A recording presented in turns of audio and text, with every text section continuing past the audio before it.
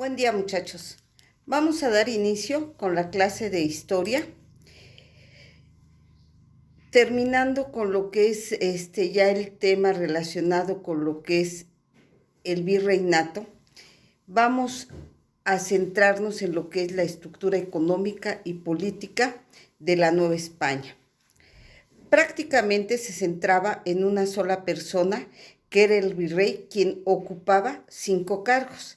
Era el gobernador, líder político, era el capitán general militar, era el presidente de la audiencia, es decir, era el líder judicial, era el superintendente real de Hacienda, es decir, era el encargado del sistema tributario y económico de la Nueva España. Y era el vicepatrono de la iglesia. Con esto, él se manejaba como el líder espiritual de la religión católica. En lo que es nuestra pirámide de la estructura, en el primer término vamos a encontrar lo que era el rey de España. Abajo de él seguía el Consejo de las Indias, la Casa de Contratación de Sevilla, el virrey, las audiencias, los gobernadores y lo que eran los ayuntamientos. Entre lo que era España y lo que era América, es decir, la Nueva España, en la parte central podemos encontrar que estaba liderado o representado por el rey. En la Nueva España se encontraba lo que era el Consejo de las Indias y la Casa de Contratación, en tanto que en la Nueva España teníamos ahí centrados lo que era el virreinato, las capitanías generales, y de ahí en la parte más baja encontrábamos lo que eran las audiencias, las consultorías. Dentro de lo que es la estructura social de la Nueva España, ahí definitivamente se clasifica en las diferentes castas sociales o clases sociales. En primer lugar estaban los peninsulares, que estaba integrado por los españoles. Los criollos era la segunda casta, que son los hijos de los españoles nacidos en América. De ahí tenemos lo que son los mestizos, que eran los hijos de indígenas con españoles, los indígenas y los negros. Dentro de esto vamos a encontrar que la organización política territorial que se da en la Nueva España entre lo que son los años de 1786 y 1835, era considerablemente fértil en cuanto a lo que era la redefinición del sistema político territorial novohispano. La organización política realmente fue fruto de un complejo proceso histórico durante el que se fraguó lo que es la composición territorial novohispana y mexicana. Durante esos años, el sistema político y su ordenación, así como lo que es la fundamentación del primer régimen federal mexicano. Este periodo fue clave y fue determinante para consolidar el Estado moderno a partir de lo que fue el control y la racionalización de los ámbitos jurisdiccionales bajo criterios centralizadores fincados en la ciudad y en las principales ciudades del territorio que abarcaba la Nueva España. En esta concepción territorial, durante lo que fue el siglo XVIII y el primer federalismo, se puede decir que tanto la capital y las capitales primero de la intendencia y por último las estatales, ocuparon estas un lugar fundamental.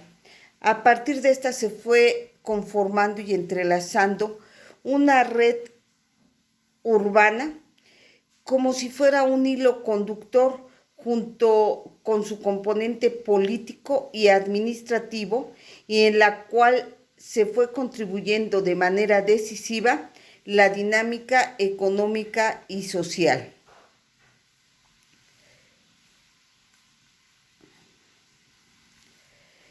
En el año de 1786 hubo un intento para organizar el territorio bajo ciertos criterios y normas. Uno de los principios que utilizaron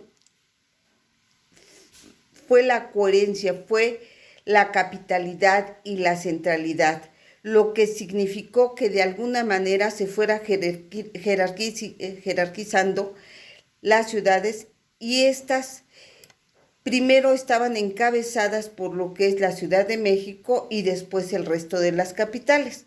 Es decir, una capital y un conjunto de capitales de intendencia, reconociendo de alguna manera la importancia de las ciudades como eje articulador de las intendencias, y este iba acorde básicamente a la importancia de la mayoría de las ciudades conforme se iban desempeñando.